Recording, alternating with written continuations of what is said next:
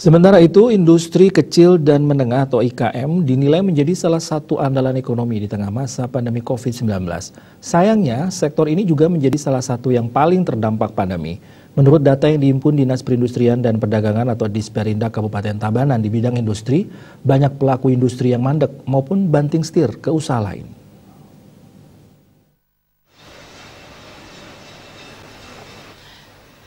Kasih Aneka Industri IGD Wayan Sukaje seizin Kepala Disperindak Tabanan I Gusti Nyoman Aryawardana mengakui di masa pandemi ini banyak pelaku industri yang sangat terpukul.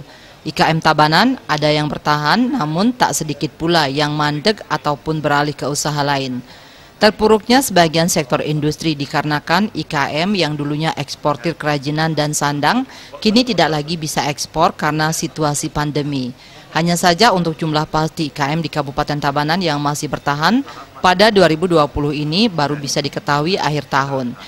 Data IKM sampai akhir 2019 saja jumlahnya 945 baik formal dan informal.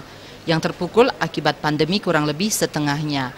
Gede Sukaje mengaku pihaknya tetap optimis IKM masih bisa terus bertahan di masa pandemi.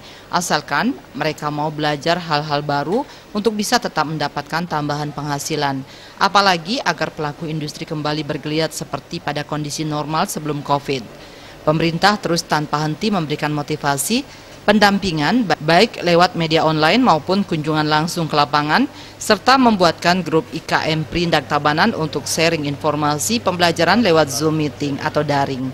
Puspawati, Bali Pos melaporkan.